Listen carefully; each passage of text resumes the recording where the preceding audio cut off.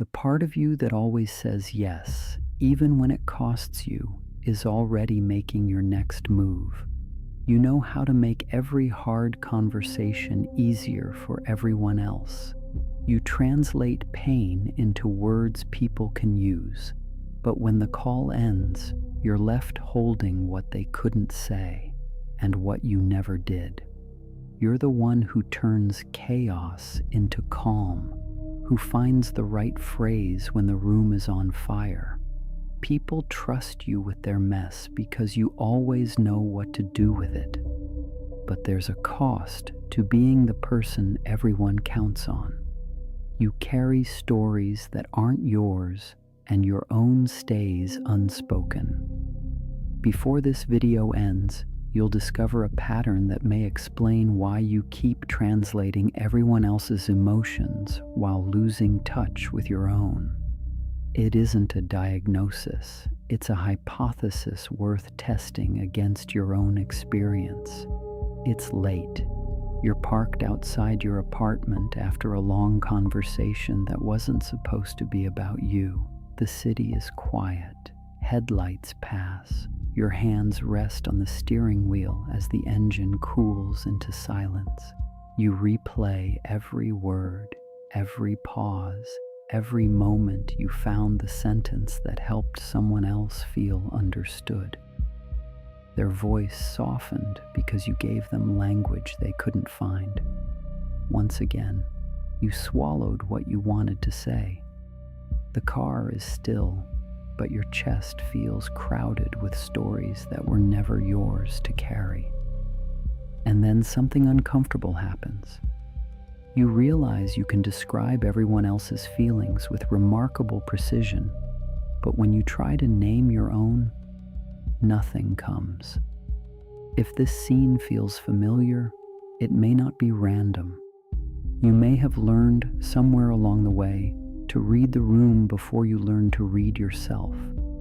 The pattern often hides in ordinary moments, answering questions nobody asked, softening difficult truths before they land, explaining someone's anger so nobody has to sit with the discomfort. In meetings, you're the one who summarizes everyone's frustration into something acceptable. With friends, you know exactly how to phrase the apology, even when you're the one who deserved one. You can't leave a conversation until everyone else feels okay. But when was the last time you walked away feeling understood yourself? If this pattern belongs to you, approval can begin to feel like oxygen. You become exceptionally skilled at sensing emotional shifts before anyone else notices them. Every conversation becomes a room to stabilize. Every conflict becomes something to translate. And each time you do, a small part of your own voice grows quieter.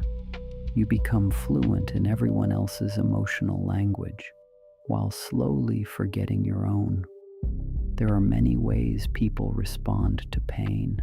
Some confront it immediately, some bury it, some pretend it isn't there, but some become translators, not because they plan to, because somewhere in life, making other people comfortable may have once felt safer than expressing themselves honestly.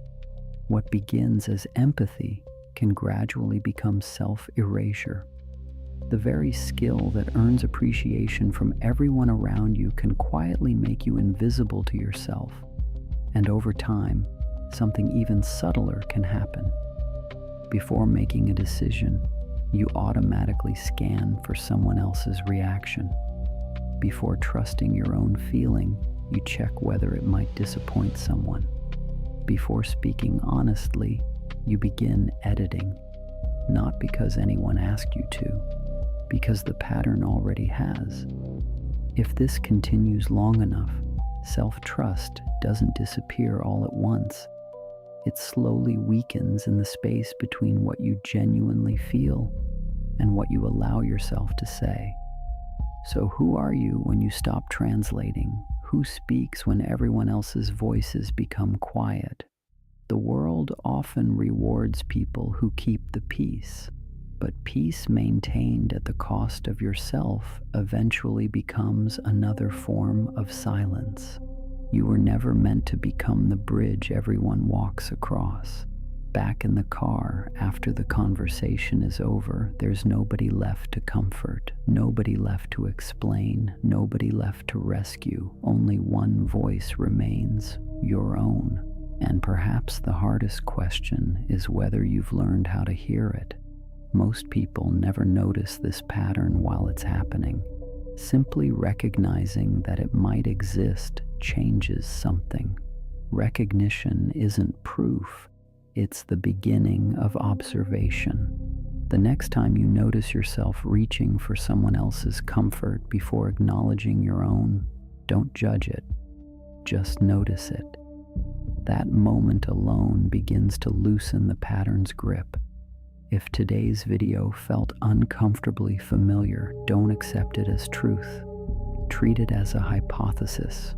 Watch your own life over the next few days.